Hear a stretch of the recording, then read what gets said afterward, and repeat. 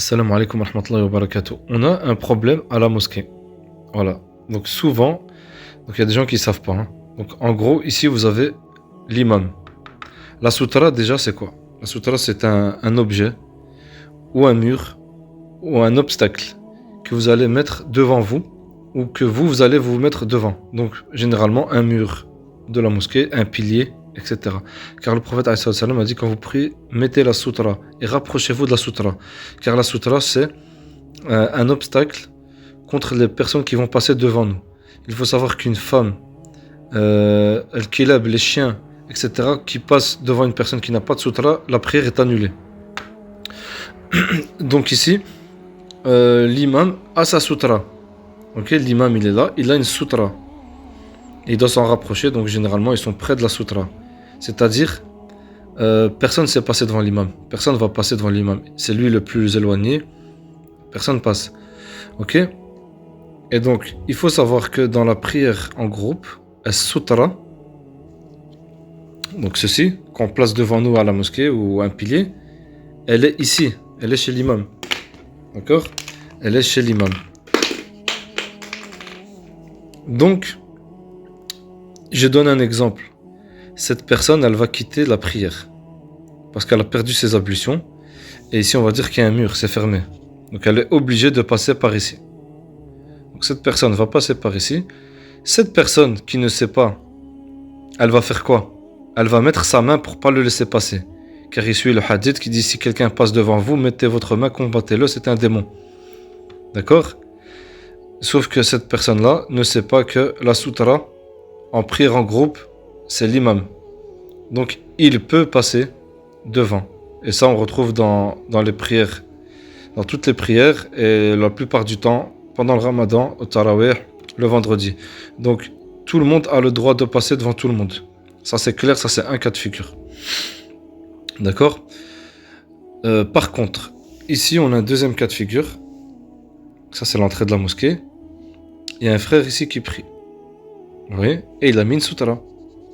Celui-là peut passer devant. Sans problème.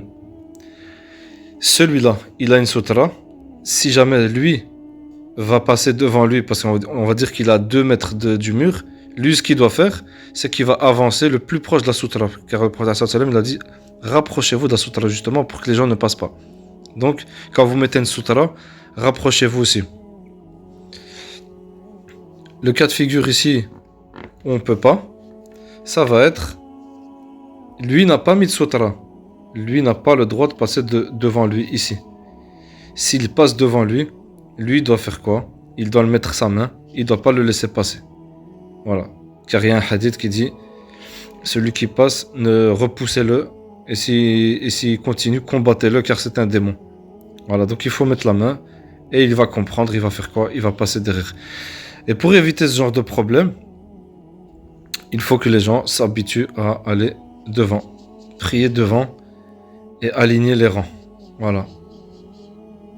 Pour faciliter justement, quand l'imam arrive, les rangs sont prêts pour la prière. Ou sinon, d'aller devant des piliers, ok, ou utiliser des planches en bois qui sont disponibles à la mosquée. Donc ça, c'est quand même important.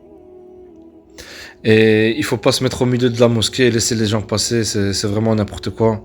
Quand on rentre à la mosquée, on réfléchit un peu et Inch'Allah, on n'oublie pas que la soutra, elle est très très importante et c'est une sunna de la mettre, même si vous êtes chez vous à la maison. Hein. On met une soutra, on prie toujours avec une soutra devant nous. Voilà, toujours. Et une soutra peut-être, si vous êtes en extérieur, sur la route pour aller en vacances, vous pouvez prier, si la qibla, elle est là, si la qibla elle est là, et que vous avez votre voiture, vous pouvez prier devant votre voiture. Vous pouvez prier devant un arbre, devant ce que vous voulez, tant que il y a quelque chose devant. Ça peut être un sac à dos, voilà, un bois que vous plantez au sol. Toutes ces choses, Inch'Allah, il ne faut pas l'oublier, il faut le faire. Inch'Allah, c'est très très très important. Subhanakallah wa bihamdik, nashhadu an la ilaha illa anta, nastaghfiruka wa natubu ilayk.